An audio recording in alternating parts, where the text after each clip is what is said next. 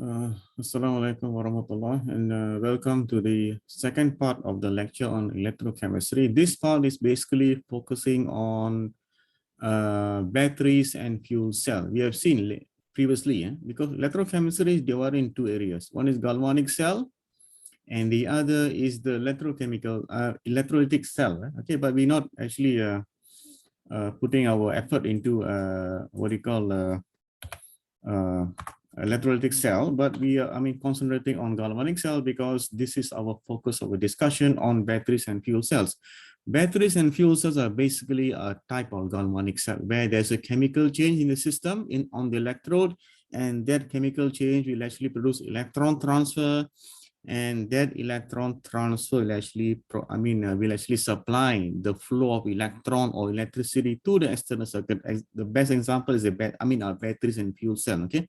Okay, so again, we have seen this one, half cell, half reaction electrodes, basically half reaction. This is a full cell reaction.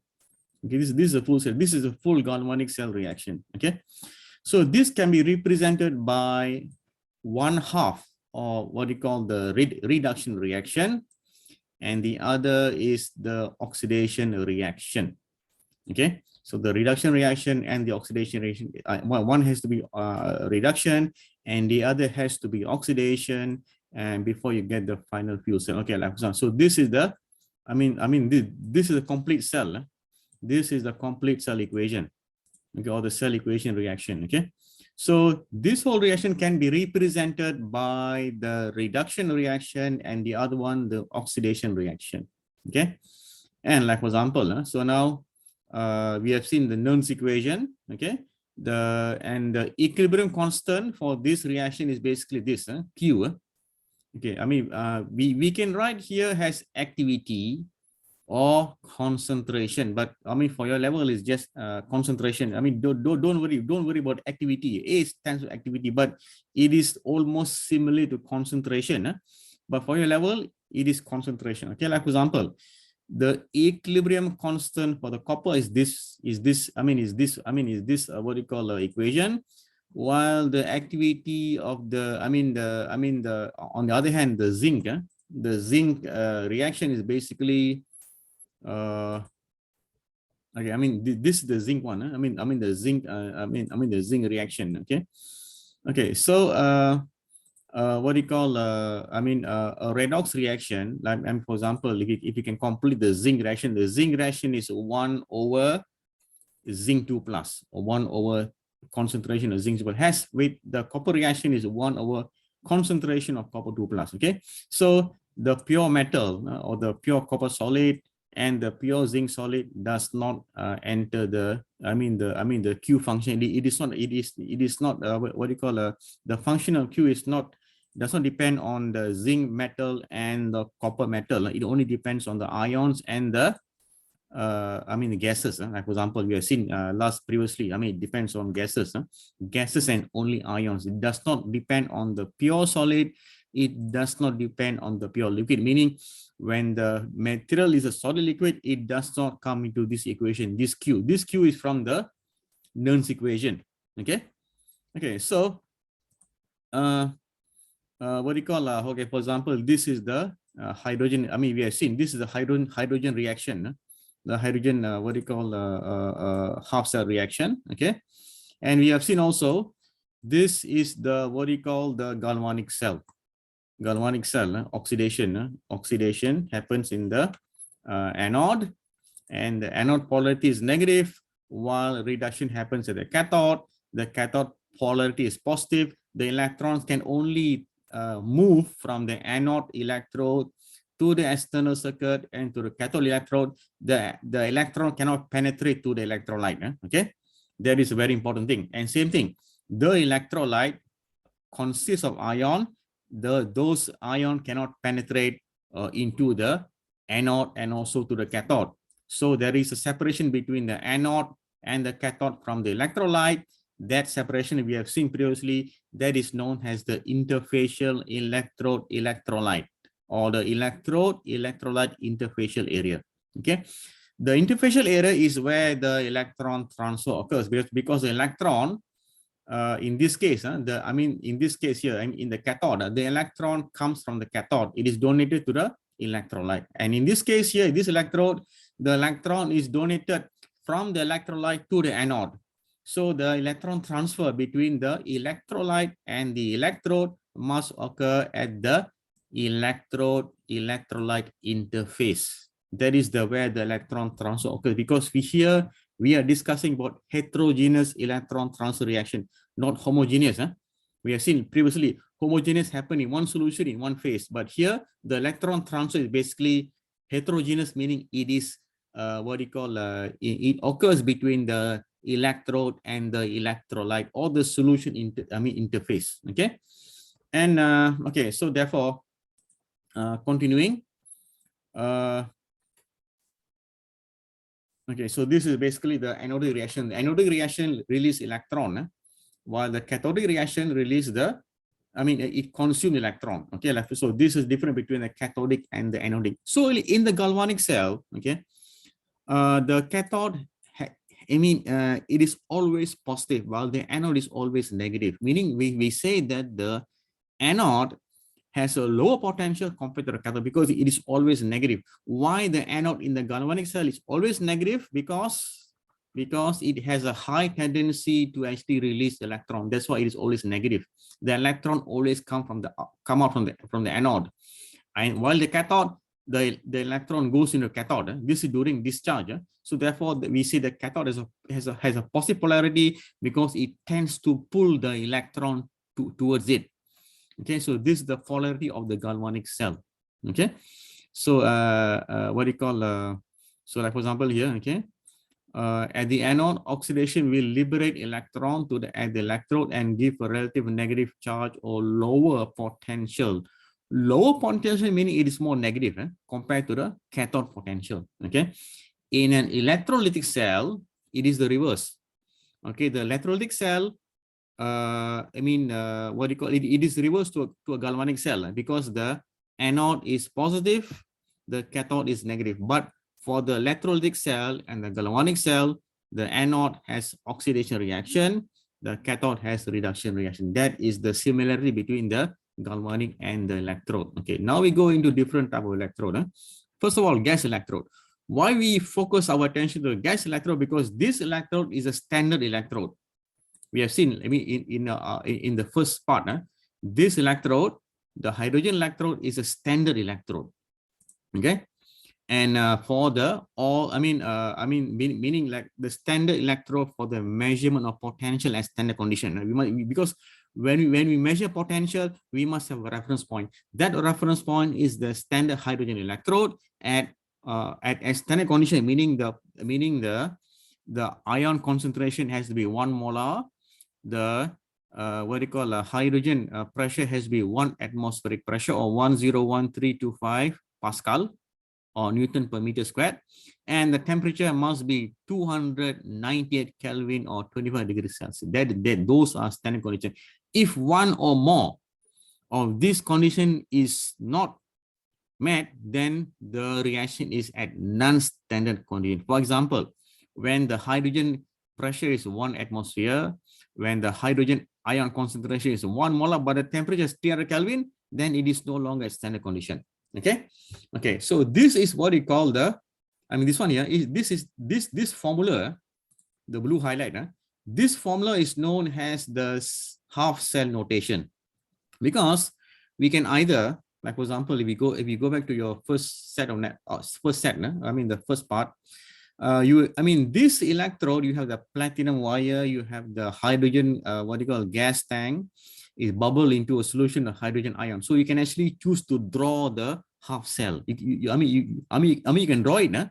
You can draw it, but instead of drawing it, you can represent it as a form of a notation. This is what we call a half cell notation for the standard hydrogen electrode. But when you mention standard hydrogen electrode, here you must mention is 1 atmosphere, 1 atm, 1 atm, and this one is basically 1 molar. It's better to actually mention because when this is a standard electrode, then it's basically 1 atm and 1 molar hydrogen ion concentration. Okay, the straight line, the straight vertical line, okay, this is basically it shows it is what you call phase boundary. Okay, because there is a boundary separating the hydrogen gas from the platinum metal. Okay, because this platinum metal hydrogen gas does not mix, although the reaction happened at the platinum surface, the electrode, but there is a boundary which separates the what you call a metal from the gas, and also there is a boundary which separates the gas from the liquid or the aqueous solution. Okay, so that's why you have the phase boundary. This vertical line is phase boundary. Okay, so that is the case of the half cell notation. This is the half cell notation, or half cell notation. It represents the cell diagram. The cell diagram, if you refer to your first set of lecture notes, the cell diagram consists of the platinum metal. Drawing. It is the cell diagram is a drawing. It consists of the what you call a platinum electrode. There is bubbling of gas, hydrogen gas, and there is 1 molar hydrogen ion solution. Though that is a diagram, but this is a cell notation because it is easier to draw the cell notation instead of drawing the diagram. So this cell notation in blue represent the cell diagram. Okay, and while this equation here, this one here, okay, this is the reaction quotient. Okay, first of all, we must specify what is the pressure of the hydrogen gas, whether it's 1 molar, what is the concentration of the hydrogen ion, what is the pressure of hydrogen gas, is it 1 atmosphere or more than that or less than that, what is the hydrogen ion concentration, is it 1 molar or more than that or less than that. This is the reaction quotient. Okay, this is basically the Nernst equation is a function of this Q value. This Q value, the Nernst equation is a function of this Q value. So what do you call the Nernst equation? It basically depends on this reaction here, but it does not depend whether you times 2, whether it's 4 hydrogen plus or 4 electron become 2 hydrogen gas. When you times by 2, when you times by 3 or times by 1000, then that Nernst equation does not depend on whether this reaction is being times by 2, 3, or 1000. It doesn't depend because it cancels off. Okay, so for example, for your standard, A basically is molality, but for your standard, just assume A is concentration, meaning mole per decimeter cube. Okay, temperature 200 Kelvin is the what do you call the temperature, pressure is 1 atmosphere. Okay, so this is what you call a standard condition. Okay, so that is a gas electrode. There is another type of electrode which you name as insoluble salt. What is insoluble salt? Like, for example, silver chloride. Silver chloride is not an ionic salt. Silver chloride is a covalent bonded. So when you take silver chloride powder, you try to dissolve it in water, it doesn't dissolve because it is the silver and the chloride is bonded covalently. Okay, because it is a covalent substance. It is bonded by covalent, but only small amount of chloride ion can be dissolved into the only small amount of chloride can be dissolved into the chloride ion. So for an insoluble salt electrode, this is the reaction. Okay, this is the reaction where you have the silver chloride solid. When it receives electron, it becomes silver metal and the chloride ion.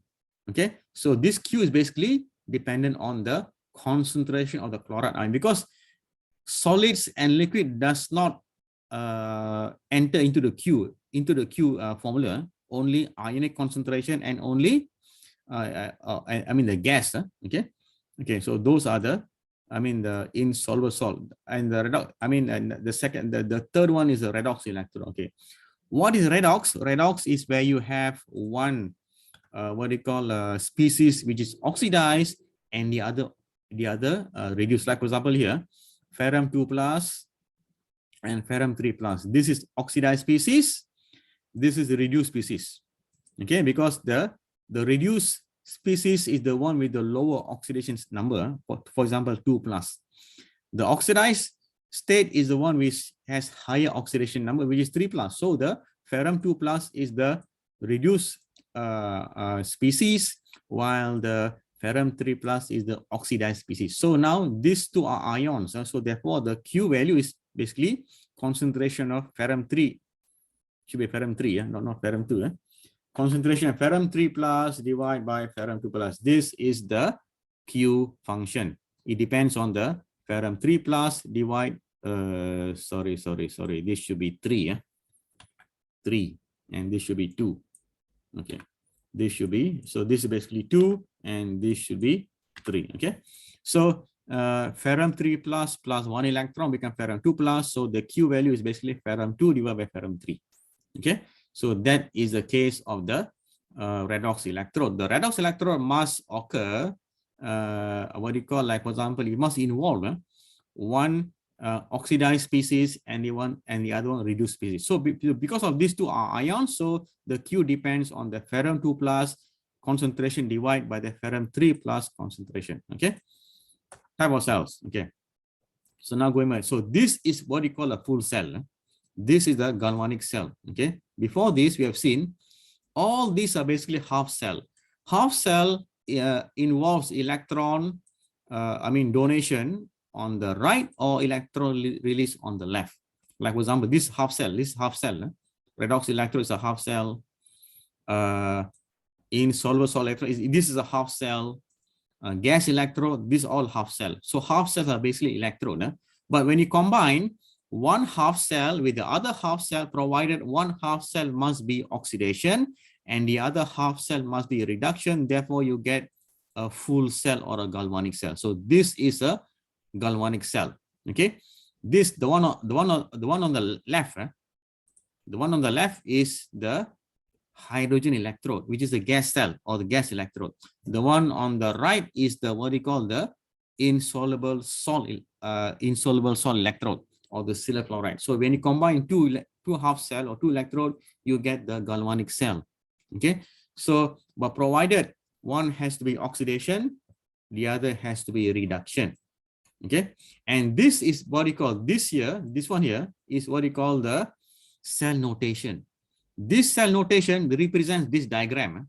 So instead of drawing the diagram, you can actually represent this drawing into a formula which we call cell notation.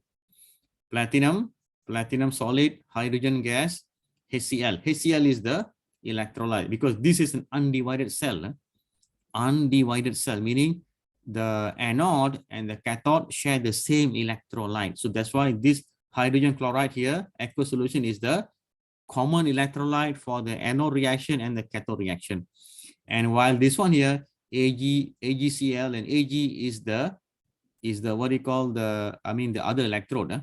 The other electrode. Okay, so it is always for the cell notation, it is always on the left is basically refers to the anode, on the right it refers to the cathode. It is always like that. It is better to write the anode on the left and the cathode on the right, meaning the negative electrode is on the left, the positive electrode is on the right. Okay, this is an undivided cell because this cell, the anode reaction and the cathode reaction has the same electrolyte, which is the hydrogen chloride or hydrochloric acid. Okay, so okay, like for example here, this is example of a divided cell. Okay, because this basically it is divided. The what you call the porous cell or a porous okay, correct, so porous cell. Okay, this is divided cell because here the electrolyte, this zinc is the anode. This zinc metal is the anode, the copper is the cathode. So this cell here, it is a divided cell. It's a galvanic cell, but divided cell because the anode has its own electrolyte. The anode has its own electrolyte, which is the zinc sulfate. The cathode has a own electrolyte, which is the copper sulfate.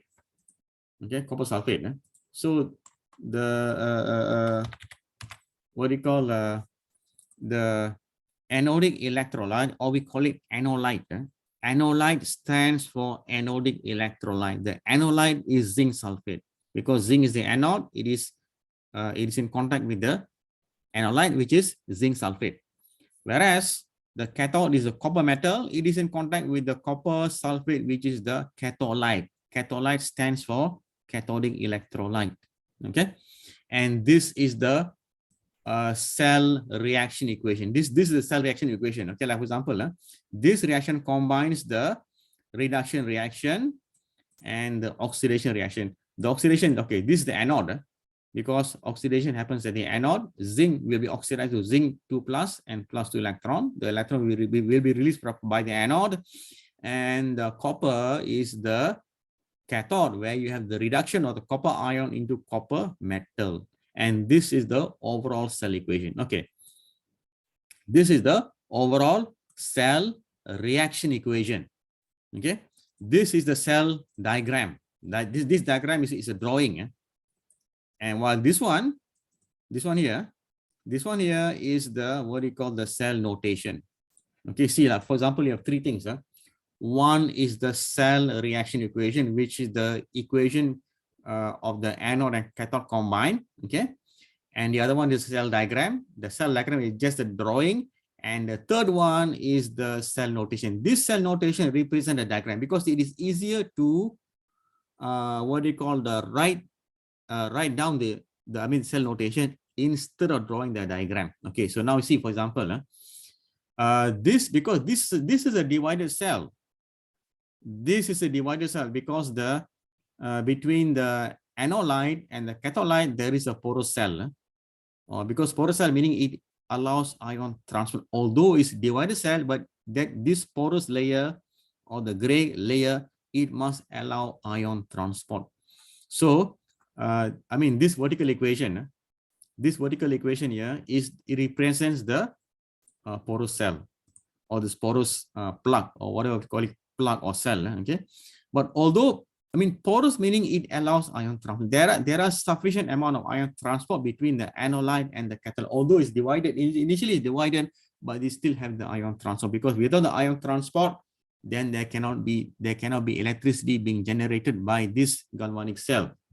Okay, concentration cell. Okay, concentration cells are cells which have two electrodes but at different concentration, like two hydrogen electrodes joined together as one cell, but the concentration of the hydrogen ion is different and connected by a Sol bridge. Okay, this is an example of a concentration cell. A concentration cell, what you call the difference in between the anode and the cathode is a concentration of the acid. This is basically the, on the left anode is the hydrogen electrode, on the right cathode is the hydrogen electrode, but the acid at the anode and the acid at the cathode, it exists as different concentration. And this is the Sol bridge. This Sol bridge is joined between the anolyte and the catholyte. Okay, this Sol bridge allows ion transport. Okay, the reaction at each electrode, like for example here, the reaction is basically hydrogen ion plus 2 electrode become hydrogen gas.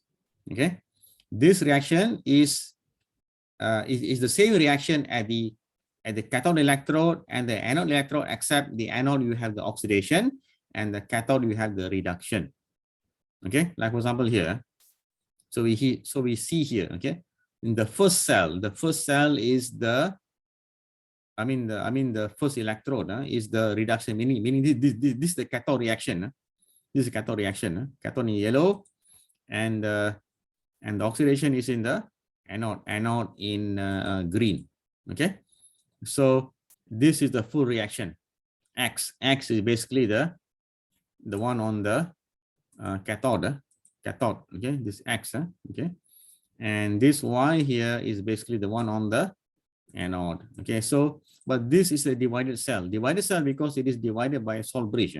Okay, so you must differentiate between the concentration 1 at the anolyte, concentration 2 at the catholyte.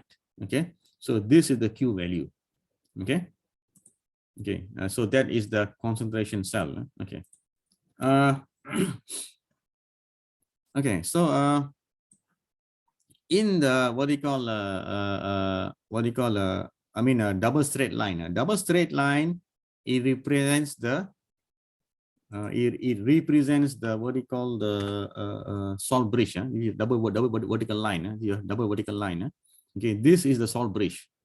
Okay, in blue. This is the salt bridge, but this whole thing is the what do you call the cell notation. This cell notation represents this cell diagram. We have the salt bridge. Okay. Okay, so that is the cell notation. Okay. Okay. So so this is basically the concentration cell where you have the salt bridge.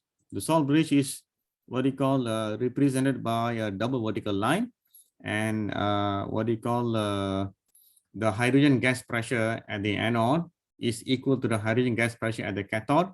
The only difference is the concentration of the acid at the anode is not equal to the concentration of acid at the cathode, and the cathode light and the anode light, or the anodic electrolyte, it is separated from the cathode light or the cathodic electrolyte by a salt bridge.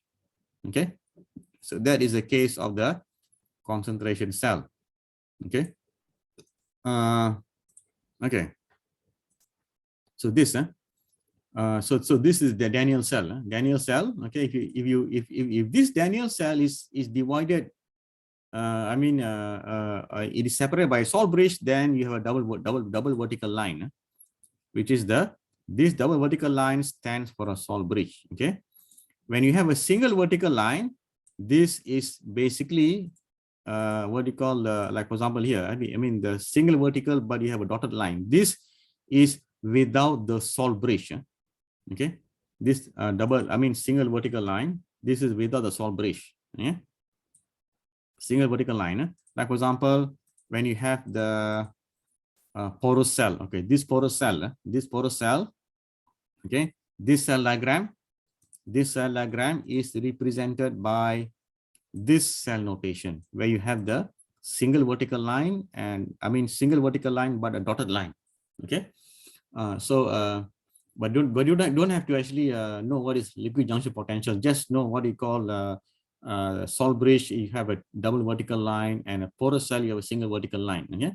So that is the case of the Daniell cell. So this Daniell cell, okay, for example, okay, so the cell potential, okay, the cell potential, the electrochemical cell will do work, meaning, like for example, it flows electron from the anode to the external circuit back to the cathode as long it does not reach equilibrium. Okay, because when it reach equilibrium, the cell cannot do any work. Okay. So for example, when the cell at equilibrium, the cell could not do any work because the potential is zero, meaning there's no more driving force. When the potential is zero, that the driving force is zero. So that's why you have, like for example, what you call delta G. But when the delta G is still negative, then there is a what you call a cell potential difference between the anode and the cathode, where you have the electron transfer. The electron will be transported from the anode to the external circuit back to the cathode. Okay, so that is the case of the what you call Gibbs free energy. Okay, so here, so there's one very important equation here. We have seen delta G is the state function, because this delta G of Gibbs free energy, the unit is kilojoule or kilojoule per mole. That state function is basically depends on the initial value and the final value, and the relationship between delta G and E is this one here. Okay, delta G equals to minus N times Faraday constant times E. E is cell potential unit volt. F is Faraday constant, 96,500 coulomb per mole, and N is the number of mole of charges of the electron which be transferred in the equation, because this N is from the equation. Okay, so delta G equals NFE. So when for a galvanic cell, the delta E I mean, see, search with delta because this is a potential difference, delta. Okay. This potential difference is should be delta, and okay. So this the equation, the relationship here is basically this is the relationship. Okay. Delta G equals to minus N times F delta E, where N is number of mole, F Faraday constant, and this is the cell potential. Cell potential. Okay. So if the delta E is in standard condition, then delta G is also standard. Like for example, like here, if this is in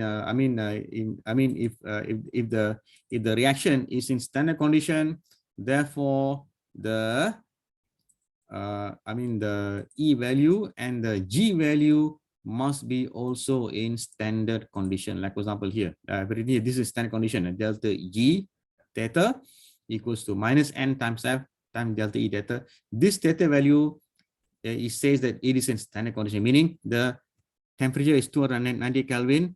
The gas pressure, if it involve gases, then the gas pressure must be 1 atmosphere. And what do you call the concentration? If it involves ion, the concentration must be 1 molar. Okay. If one or more of this condition is not met, then it is no longer at standard condition. So you can write it. If it is no longer at standard condition, you can just write it. You just ignore the theta value. Okay. Like for example, so this is no longer at standard condition. Okay. So that is the difference between the standard condition G and the non-standard condition G, or Gibbs free energy. But this is the general equation. Okay, this is the general equation. Okay, so a spontaneous reaction G is negative. Okay, a spontaneous reaction G is always negative. When G is negative, E is always positive. So G and E is basically opposite because N cannot be negative, and F is not negative. Okay, N cannot be negative, F is not negative. Therefore, when G is negative, E is positive, and vice versa. But when we have G negative, then it is a spontaneous reaction, meaning the reaction will occur by its own free will. Okay, like for example, a galvanic cell, a battery, or a fuel cell. G is always negative because the E is always positive. Okay, and vice versa. Okay, okay. So we have seen the Nernst equation from the first part. The Nernst equation is basically it is a relative equation because it gives you the relationship between the E standard and the non-standard. But this is the derivation. Okay, okay. This is the E non-standard or the non-standard potential, and this is the standard potential. The difference between the non-standard potential and the standard potential is just this term here, minus RT over NF ln Q. Okay, so you can actually look at the Nernst equation. Like for example, okay, this is an example. A plus B becomes C, a reversible reaction. Okay, so you can actually find. There are some work example here. Calculate the zero current potential. This for Daniel cell, 25 degrees, and the molality is, for example, okay. So now you have all this thing here, but of course, for your case, just assume A is concentration. Okay, this assume A concentration shows the delta E from the table of standard potential 1.102. This is from the table of standard potential. So when you put all the values, you get E equals to 1.08 volts. Okay, okay, and so on. Cell equilibrium. Okay, so this is basically what you call a cell at equilibrium. Is reached when when this cell is in equilibrium, meaning that cell cannot do work. Okay, so therefore you have when this in equilibrium, meaning the potential from this cell is being transferred to the external circuit. Okay, like for example here, equilibrium, when the cell equilibrium basically, it is basically the driving force between the anode and the cathode is 0 volt. But here, this number here shows that 1.10 has been transferred to the external circuit. That is the meaning, because the because this galvanic cell transfers the potential from the galvanic cell to the external circuit. Okay, so meaning when the galvanic cell or this cell here has already transferred 1.10 volt to the external circuit, then the potential between the anode and cathode is already zero. Okay, because it has transferred all the energy to the external circuit. Because the external circuit can be a motor, it can be a resistor, it can be a motor driving a motor, it can be a lighting a light bulb. So when this cell is in equilibrium, meaning all of the potential here, 1.10 volt, has been transferred to the external circuit. That meaning there's no longer driving force between the anode and cathode, because all of this 1.10 volt has been transferred to the external circuit. That is what being meant here at cell at equilibrium. Okay, so the cell equilibrium meaning the potential between the anode cathode in the battery or the galvanic cell is already zero, because this whole potential has been transferred to the external circuit, because that cell exists to perform work on the external circuit. That external circuit consists of a motor, it consists of a LED light bulb and so on, because that external circuit, what you call the electron or the electrical energy is being transferred to the external circuit. So when it transfers the whole or the potential to the external circuit, then the driving force between the anode and the cathode now becomes zero. Okay, but this value 1.10, it is in the external circuit. No longer, but this 1.10 is no longer at the between the anode and the cathode in this galvanic cell. So that is what being meant by here. Okay, okay. So and so on. A concentration cell, we have seen concentration cell. These are some example. Okay, reduction. What do you call? Okay. So we have seen also a standard reduction potential. Okay. So in this, what do you call, in this galvanic cell, because you know that one of the galvanic cell must be negative polarity or the anode, the other one has to be cathode. Okay. So these are some examples. Maybe you can actually look at this example later. And I mean, these are actually some work examples combining two half cell. Basically, when you combine two half cell, you get one full cell reaction, meaning one has to be the anode is written on the left, while the cathode is written on the right. Okay, and so on. Okay, so okay, so this what do you call from this what do you call from this half cell and the full cell equation. I mean, you can actually what do you call right? I mean, you can if you know one half cell reaction potential, the other one can be found, can be calculated, provided you know what is the full cell potential or the galvanic cell potential. Okay, there are some work examples. If you refer to your reference book. Okay, so like for example here, this is the what do you call calculation, which involve the calculation of the what do you call the other half cell, or the what do you call the copper. Okay, the copper electrode. Okay, and for example, yes, soluble product.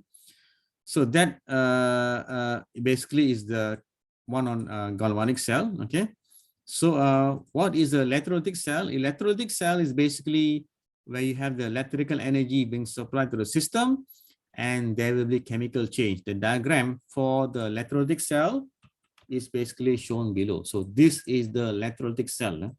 In the electrolytic cell, you must have a power source. This is a battery or power source, DC power supply.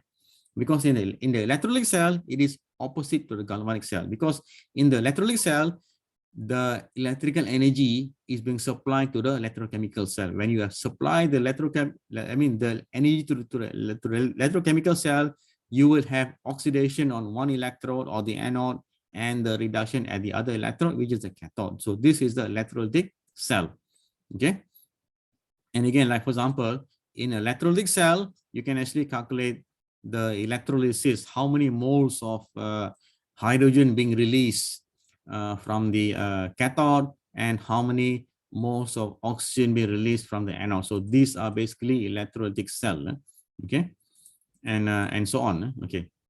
So that is the second part, but we have covered most of the, that in the second part, okay. So now we go into battery fundamentals. So what is the fundamental of battery? In the battery, the delta G is always negative. We study from thermodynamics, delta G is equal to delta H minus T times, this is what you call the entropy, S is entropy, okay. So therefore, but these are just thermodynamic, okay. Thermodynamic only predict whether the reaction can occur or spontaneously or it will not occur spontaneously. That's it. Full stop. It has nothing to do with the speed of the reaction. So when delta G is negative, then the reaction is a spontaneous reaction. So for batteries and fuel cells, the delta G of the whole system is always negative, or in other words, delta E is always positive, because from the equation, G equals to minus N times F times E. Okay, that is the the relationship between G and E. But this delta G, when it's negative, it just shows that the reaction is spontaneous. Thermodynamically, in thermodynamics can predict whether the reaction is spontaneous or non-spontaneous. But thermodynamics does not predict the speed of the reaction, because whether the reaction is a very fast reaction or slow reaction, it does not depend on the delta G value. It is a different study. It is a different topic altogether. That whether the reaction, spontaneous reaction, is a very fast reaction or slow reaction, then it is in the field of chemical kinetics, which is not being discussed here. Okay, we will not be discussed here, because this part here only relates to the thermodynamic of batteries and fuel cells. So in the thermodynamic quantity delta G, the battery and the fuel cell always have negative G value. Okay. So like for example, you have seen potential before. We have seen before in the first part, potential is a driving force for the flow electron. Just like for example, just imagine, like for example, you're putting a ball on top of the slope, and this ball rolls down. The slope elevation is theta. So meaning assuming that the slope has a frictionless surface, okay, then the ball will roll down by force of G sine theta. G is a gravitational pull. So meaning this ball will actually roll spontaneously, because there is a gravitational pull of G times sine theta. Okay.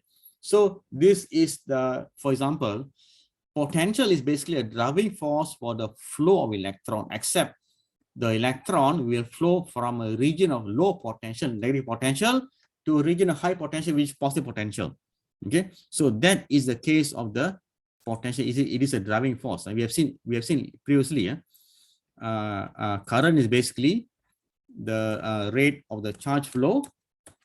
Okay, now dq/dt, and resistance is the opposition of the flow of electron. Like for example here, okay, one analogy, which relates the charge capacity and the potential. Okay, here for example here, this is a tank of water, and this is the water flow. Okay, the water flows basically at a slope of theta. Okay, we have seen. Okay, so for example, imagine that this slope here is a potential difference between the anode and cathode. Okay, the steeper the slope between the steeper the slope, the more the steeper the slope, meaning it represents higher potential difference between the anode and cathode, meaning the electron has a higher tendency to flow from the anode to the cathode when the potential difference is very huge. Okay, but the potential difference does not depend on the amount of storage of charges, because like for example here, how much you store here the tank with water, how much, whether it's 1000 milliliter or 1000 liter, it does not depend on the slope here. Okay, this storage here does not depend on the slope. This slope here is just to tell you that it is the driving force.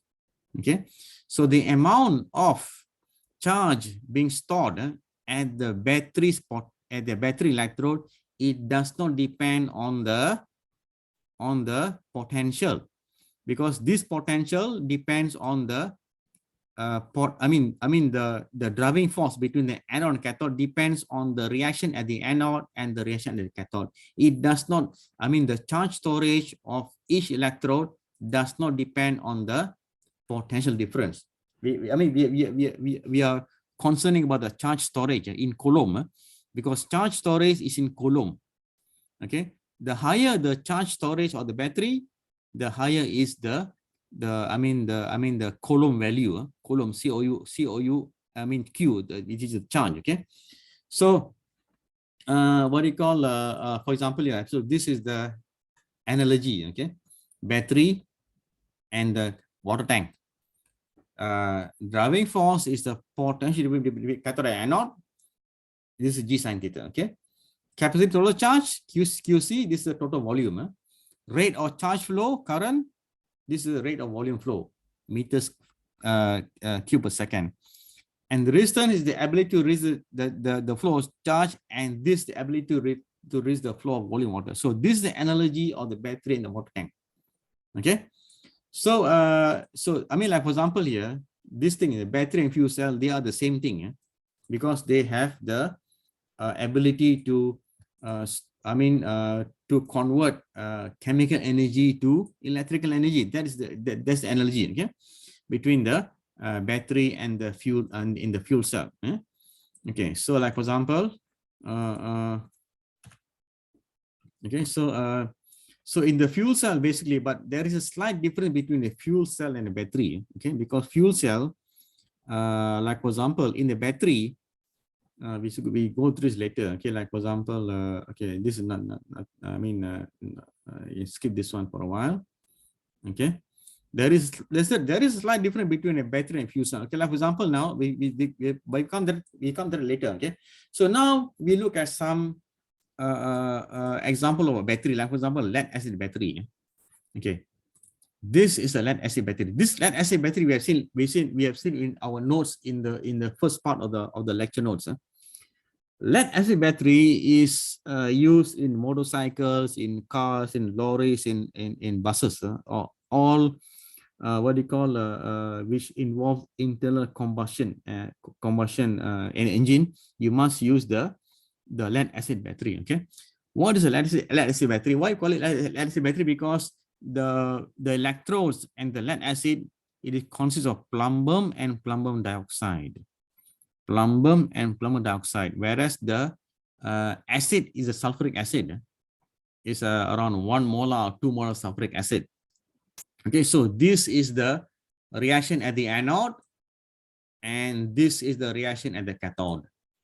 Okay, so the reaction at the anode, plumbum, this is the anode. Plumbum is the anode, whereas plumbum dioxide is the cathode. Okay, so the anode reaction, plumbum plus sulfate, it releases 2 electrons. So this electron will be released from the reaction between the plumbum electrode, anode, and the sulfate anion. Okay, the standard potential is 0.37 volts for this reaction. 0.37 volt. Okay, for the cathode or the positive electrode, the reaction is between the plumbum dioxide, the sulfuric acid, which releases plumbum sulfate and water molecule. So the standard reaction for this reaction is basically, the standard potential for this reaction is basically 1.69 volts. So you plus these two together, you get 2.06 volts, which is quite high potential. 2.06 volts. So this is basically 2 anode cathode in series. Okay, so we can actually, but in the true lead acid battery in the car, you have anode cathode, it's being stacked together in series.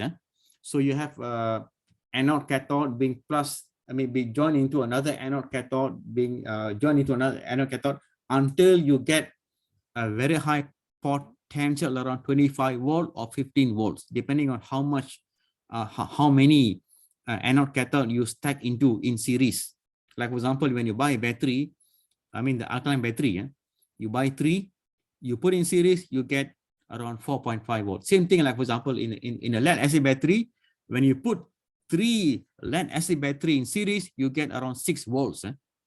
So the lead acid battery in the car is not 2 volts because it's too small. The lead acid battery in the car is around 12 volts, depending on the battery, whether it's a battery for a car or for a lorry. And for a lorry, you can get more than 25 volts. Okay, so when you stack one lead acid cell with another lead acid cell, you get accumulation like 2 plus 2 plus 2 until you get around 25 or more than that. So, but this 2 volt is the basic unit. Okay, the basic unit is 2 volts. When you join 2 lead acid in series, you get 2 times 2, 4 volts. So and so on.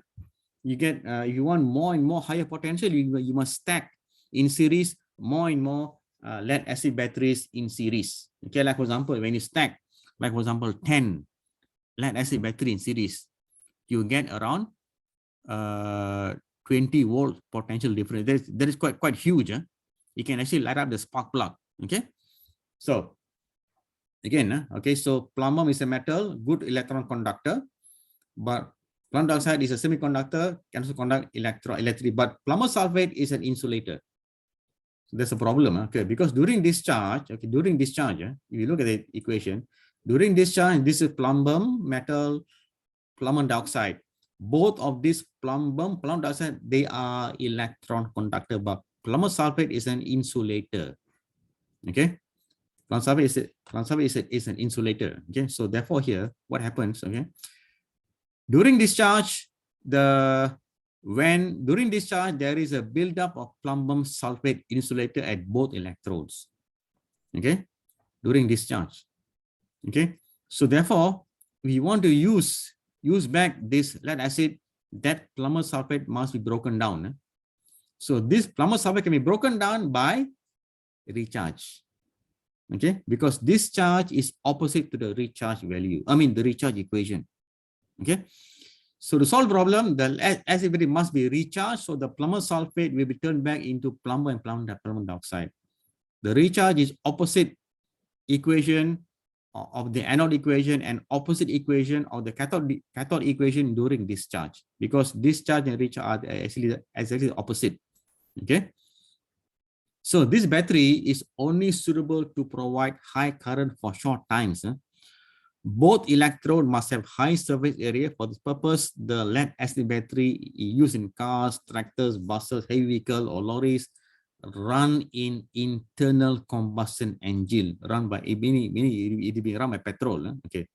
Now we see what happens at the lead acid battery in the car, or the lorry, or the truck, or the heavy vehicle. So that lead acid battery is used together with the alternator dynamo. Like for example, in the olden days, you ride a bicycle, you have a dynamo. That dynamo, when the dynamo rotates, it generates electricity. But that electricity is basically alternating current, AC electricity. Whenever the dynamo rotates, it generates electricity. So same thing, in the car or in your vehicle, you have the alternator. The alternator is functions exactly the dynamo. When you have the engine run, it will rotate. It will rotate the engine. That engine, when the engine runs, it will rotate the alternator. When that alternator rotates, it generates AC current. Okay, so like for example, but before we understand why we need a lead acid battery, you must go into the car engine. What happens at the car engine? Okay, because here, like for example, what happens in the car engine? This is a diagram which tells you what happens in the car engine. Okay, okay. In the car engine, it is driven by combustion. Combustion of petrol will give you increase in the volume and decrease. The decrease volume will actually drive the engine. So when you burn the petrol, the engine will run. Okay. But before burning the petrol, you must hit spark plug. Because the spark plug in the engine, it produces spark. Okay. When the spark is being produced, then it burns the petrol. When the petrol burns, it runs the engine. When the engine runs, it will drive the alternator. It will actually rotate the alternator. Okay. But this alternator gives you AC current. There's a problem. Because to recharge the lead acid battery, you must need DC current. Okay.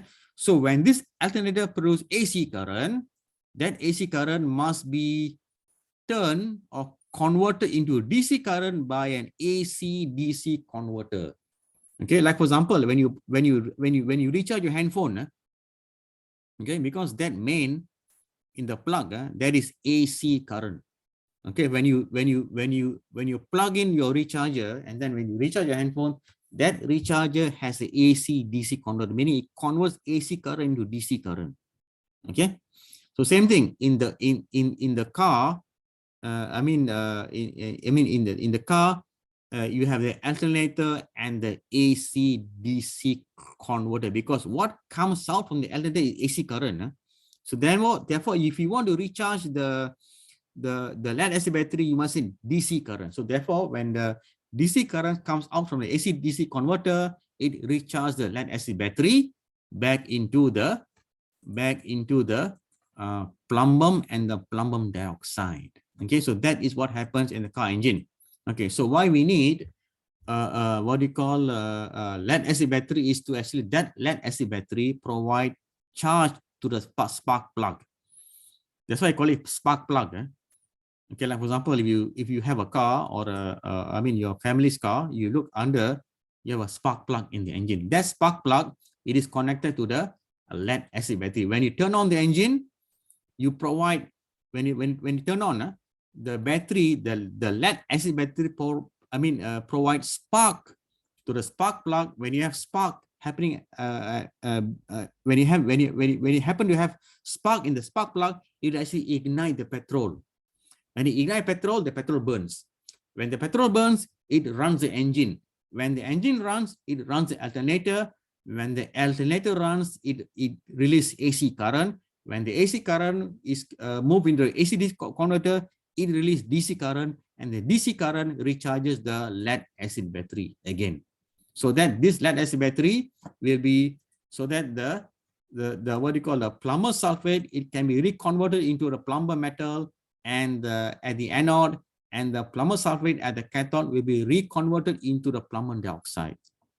That is the recharging mechanism of the lead acid battery. Okay, so this is the what you call the diagram. Okay, so so now what happens? Because this is a very common problem. Okay, like for example, what if the car engine is switched off? Okay, but the lights, air condition, radio is still switched on. When you switch off the car engine, okay, when you switch off the car engine, meaning you switch off the engine motor. When the engine motor is switched off, the alternator is also switched off, because the engine motor runs the alternator. Okay, and the alternator produces AC current. Okay, when the engine is switched off, the motor is switched off, the alternator does not run, it is switched off, meaning there is no more DC current to charge the lead acid battery. There is no more current. When you switch off the engine motor, the alternator stops. When the alternator stops, the AC current does not produce into DC current, and there is no more current to discharge the lead acid battery. So when you switch off the engine while remaining the lights and the aircon or the radios being switched on, therefore now the current to run the light, to run the aircon, to run the radio must come from the lead acid battery. Okay, when the engine is switched off. Okay, so the lead acid battery will keep on discharging. Will keep on discharging to provide current to the air condition or to the light until the lead acid battery current becomes zero. Okay, when the lead acid battery current becomes zero, it cannot actually provide current to the air condition and the light bulb. Okay, so when you switch off the car engine, but remaining, I mean the air condition and the what you call the light remain running. The power comes from the lead acid battery. So the lead acid battery will keep on discharging until it becomes flat. When it becomes flat, there is no longer charge left at the lead acid battery. So meaning now, for example, when it becomes flat, meaning the lead acid battery is fully discharged. Okay, when it fully discharged, you get this condition. This condition. Okay, when it fully discharged, the surface of the plumber is covered by plumber sulfate, and this plumber sulfate is actually an insulator, and the surface of the plumber dioxide or the cathode is covered by also a layer of plumber sulfate. So this plumber sulfate is an insulator. So this case now happens at full discharge of the lead acid battery. Okay, when the lead acid battery has been fully discharged, this is the problem we have now. So now, meaning, so when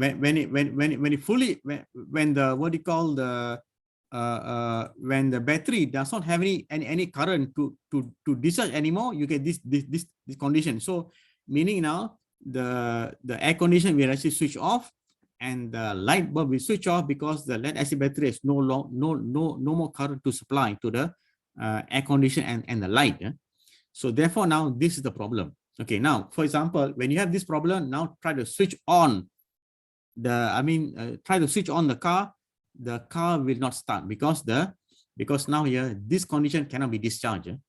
Because now when the plumber is covered by an insulator of plumber sulfate, when both electrodes is become covered by insulator, which is plumber sulfate, the battery cannot discharge current. When the lead acid battery cannot discharge current, meaning it cannot light up the spark plug, because the spark plug energy comes from the lead acid battery.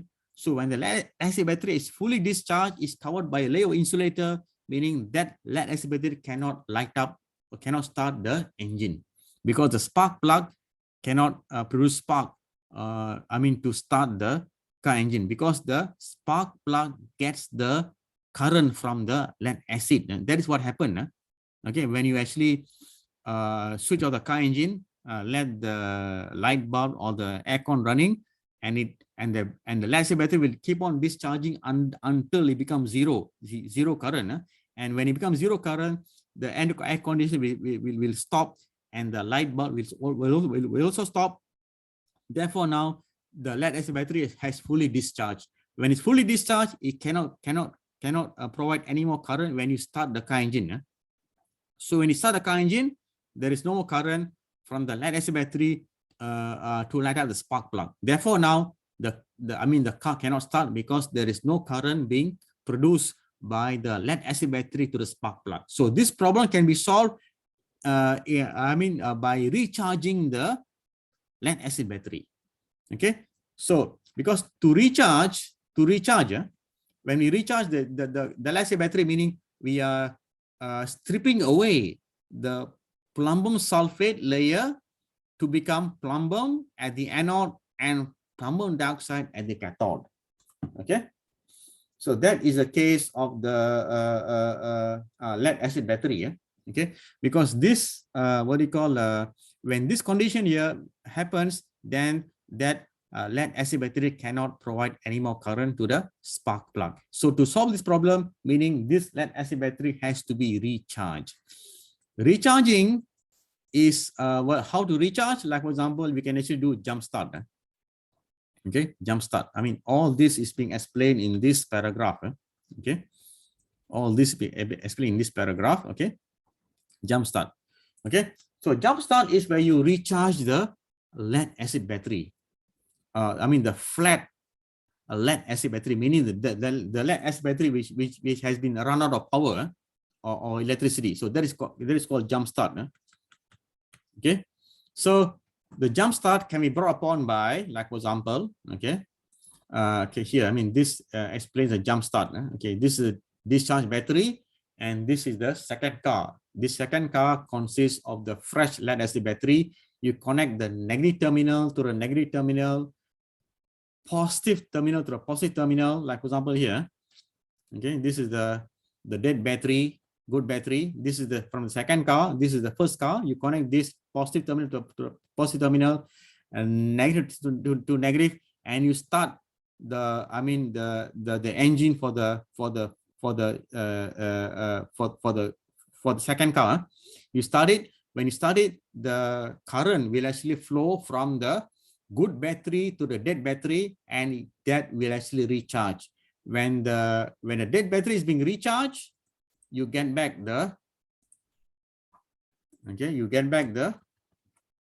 this plumbum and plumbum dioxide. Okay, when you recharge from here, you get back the plumbum and plumbum dioxide. So now this is a fresh battery. Okay, so when you recharge by using jump start, what happens is for example, the electron or the electron from the good battery, it flows to the dead battery of the first car, and it discharges, and it strip away the plumber sulfate back to the plumber and plumber dioxide. So this is what happens during recharge or the jump start.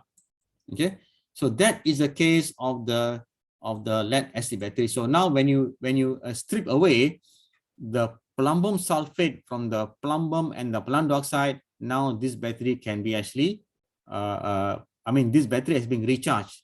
Yeah, from a dead battery, it become recharged. Yeah, so that is the case of the lead acid battery. So now that battery can actually be used to actually produce to restart back the car. So and when the battery of the first car is being recharged, now you can start the car engine for the first car or the car with the dead battery. So you start the engine for the first car, and the first car can actually start because now the battery has been replenished. It's being back to the normal condition or the original condition before discharge. Okay, so that is a lead acid battery. Okay, so now we go into fuel cell. Okay, what is the difference between fuel cell? Fuel cell is basically a cell. It's a galvanic cell, but it does not the oxidation at the anode. It is being derived from fuel. For example, hydrogen fuel, glucose, ethanol, methanol, or formic acid. Okay, why we name it fuel cell? Because in this fuel cell, okay, for example, combustion. When you burn hydrogen in oxygen, burn it, you get water. So this is combustion. The yellow one is combustion. Okay, like for example, petrol. Petrol you can actually burn in the presence of oxygen, you get water, carbon dioxide, carbon monoxide. This happens in the combustion engine. For example, same thing, like you can actually burn glucose, ethanol, methanol, formic acid, all of them burn in the presence of oxygen. Combustion, you get water, carbon dioxide, carbon monoxide. So you get huge amount of energy from the combustion reaction. So fuels are basically, for example, hydrogen, petroleum, glucose, ethanol, methanol, formic acid, and the oxidant is the oxygen gas. This oxygen gas comes from the atmosphere. Okay, but here in this combustion reaction, there are no electrodes. So therefore, electricity cannot be produced because there are no electrodes. Okay, but this type of combustion, meaning burning in air, combustion is basically burning in air at high temperature. When you burn petrol in the presence of oxygen, meaning you actually performing a combustion reaction. Okay, but this type of combustion only involve bond breaking, bond formation. There is no release of electricity because there are no electrodes. Okay, so instead of burning in the presence of oxygen, the same fuel, hydrogen or glucose, ethanol, methanol, formic acid, can be oxidized to release electron. Okay, when the hydrogen, glucose, ethanol, methanol, formic acid is being oxidized at the anode, you get the fuel cell. That's why we call it fuel cell, because these fuel cells are based on the oxidation of the fuel. Like for example here, hydrogen. Okay, at the negative electrode, hydrogen can be oxidized to acid and releasing 4 electron. Of course, basically, 1 mole of hydrogen release 2 mole of electron. Okay, so this hydrogen at the anode can be oxidized to release electron, and that electron will travel to the cathode, and it will reduce oxygen to become hydroxide ion.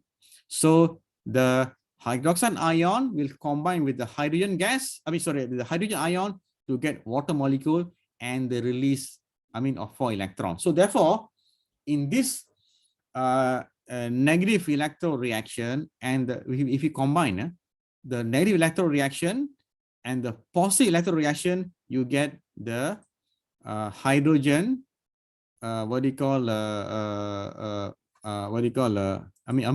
combine, you combine the negative electrode is this reaction, you combine this reaction with this reaction. Okay, because at the cathode you will have the oxygen reduction reaction, ORR. ORR stands for oxidation reduction reaction. Okay, ORR, meaning the reduction of oxygen, gaseous oxygen. So the oxygen can be reduced in the presence of water, but must plus 4 electron, you get hydroxide ion. Oxygen can also be reduced in the presence of acid, plus 4 electron, you get hydrogen, you get water molecule. So now you combine this reaction and the negative electron reaction. The net reaction is hydrogen plus oxygen, you get back the water molecule. Okay, you get back the water molecule. Yeah. And when you combine, this one here is basically the reaction at okay, for example here, okay, we have two electrodes. One electrode is the cathode or the positive electrode, and the other electrode is the anode or the negative electrode. So we can have here hydrogen oxidation in acidic condition, like for example, hydrogen oxidized into acid and release 4 electron, and hydrogen oxidation in alkaline, it release water molecule and 4 electron, but both of them in acidic. This is, the blue color is in alkaline. Blue color is in alkaline. Okay, this is alkaline, and the gray color is in acidic. Okay, because in fuel cells we have acidic fuel cell, we have alkaline fuel cell. Okay, now for example, you can combine this acidic reaction at the electrode with the acidic reaction at the anode. When you combine this, when you plus this together, okay, when you plus this together, you get, what you get is basically the the oxygen plus hydrogen.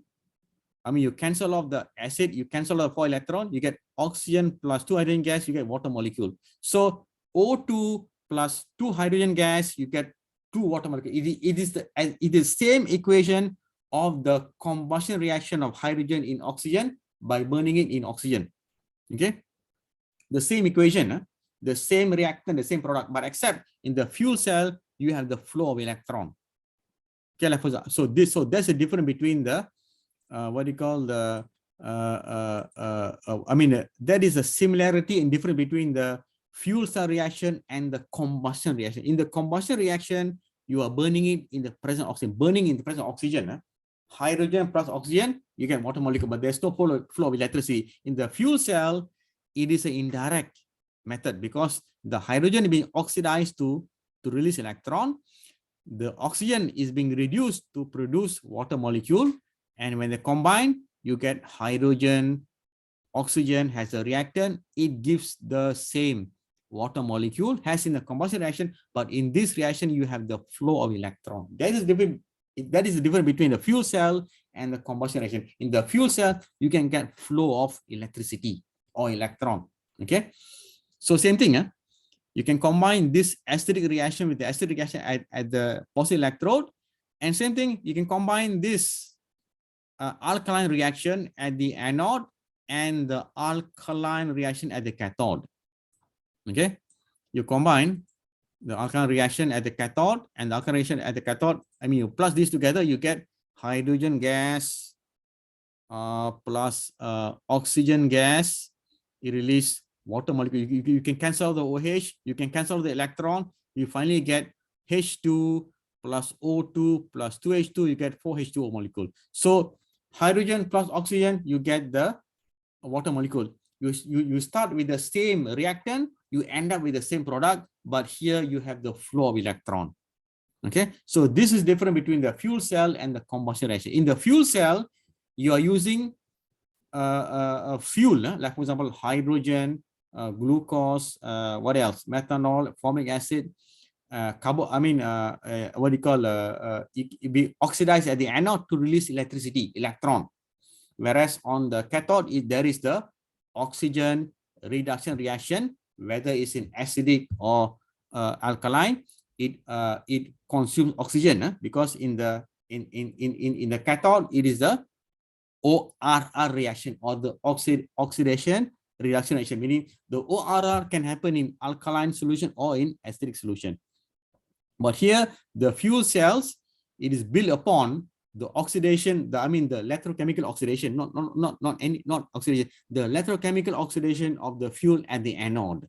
When you electrochemically oxidize the fuel at the anode, meaning that anode will release electron or electricity. Like for example, here in the hydrogen, release electron, it become acid in acidic solution. When the hydrogen oxidize in alkaline solution, it release water molecule and 4 electrons. So this is the difference between the fuel cell and the combustion reaction. In the fuel cell, although there is the same oxidation of the fuel, but it is an electrochemical oxidation which release electricity. That's why fuel cell can easily produce electricity, because it is being electrochemically oxidized at the anode. Okay, so that is the case of the fuel cell. Like for example, here, using the same fuel, like for example, okay, using the same fuel, like for example, methanol, formic acid, methanol, formic acid, okay, methanol, formic acid, what else? Methanol, formic acid, ethanol. Using all this fuel, methanol, formic acid, ethanol, even glucose, all of this molecule can be oxidized to release electron. So all of this molecule can be electrochemically oxidized at the anode to release electron. So therefore, we have methanol fuel cell, we have ethanol fuel cell, we have ethanol fuel cell, and we have also glucose. When you oxidize glucose, basically microbial fuel cell is based on the oxidation, electrochemical oxidation, electrochemical oxidation of glucose. Okay, so those are the type of different type of fuel cell, but the most common one is the hydrogen fuel cell. So this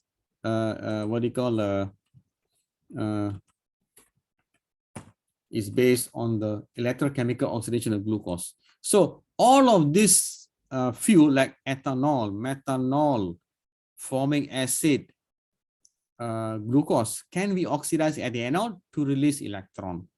So that's why we have methanol fuel cell, formic acid fuel cell, ethanol fuel cell, and microbial fuel cell, which is based on the electrochemical oxidation of glucose to release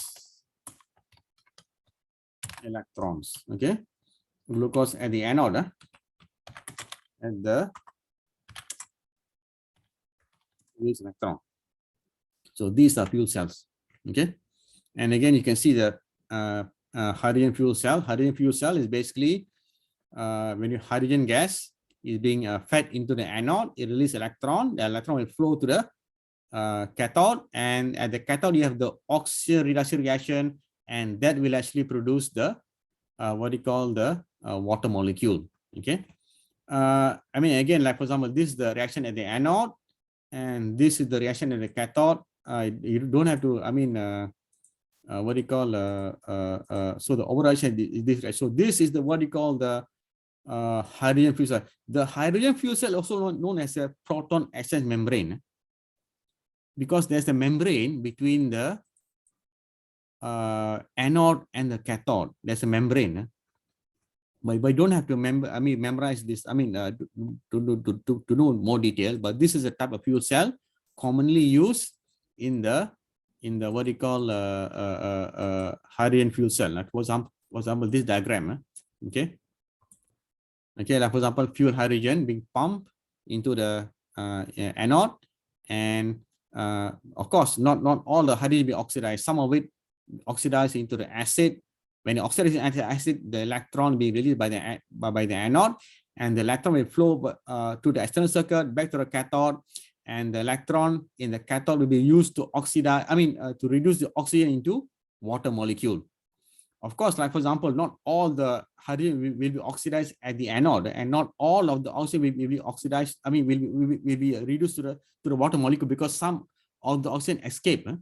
So that's why you have this cycle will actually go on until all of the oxygen is reduced at the cathode, and until all of the hydrogen is being oxidized at the anode. So this is the what we call the fuel cell. Okay, so we have the fuel cell. But there are few differences between the fuel cell and the batteries. Like for example, in the fuel cell, the anode cathode are not the active material.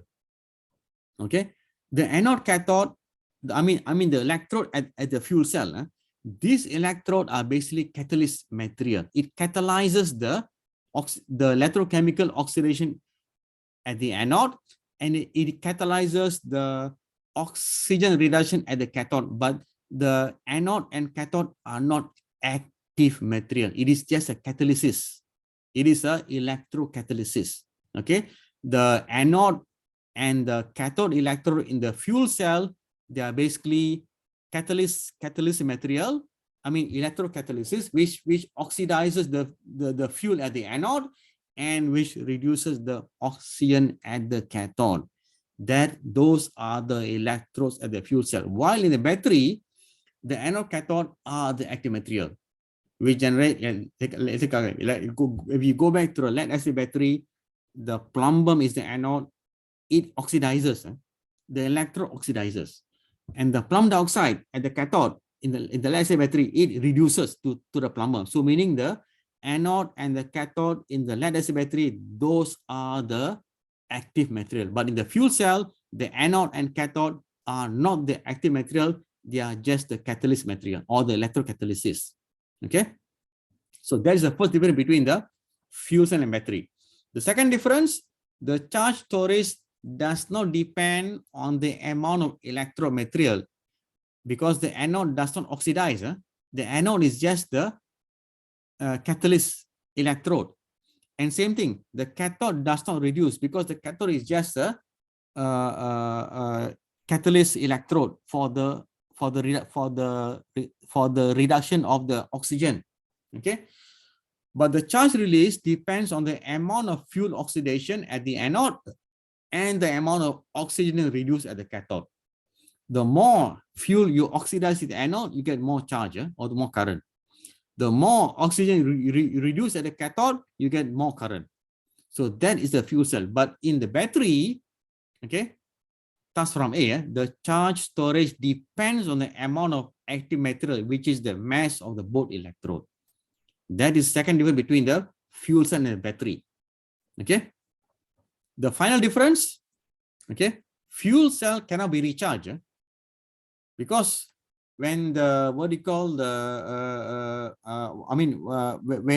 when you discharge the fuel become carbon dioxide. For example, if you're using glucose fuel cell, or methanol, or ethanol, or formic acid, when you oxidize the methanol, the ethanol, the formic acid, you get carbon dioxide. So carbon dioxide being released to the air. So that's why fuel cell cannot be recharged. But certain batteries can be recharged because the active material is the electrode itself. So to recharge the battery, you must recharge the active material. This we have seen in the case of the lead acid battery. Okay, in the lead acid battery, it can be recharged by jump start. So when you jump start, meaning you're actually recharging the lead acid battery. Okay, so this is where we stop here, and we have, like, for example, what do you call? I mean, I will give you some what do you call lecture notes, so that you can actually follow the lecture notes with this video recording. So we stop here, and I wish you best of luck in your Olympiad. So thank you very much, and we stop here.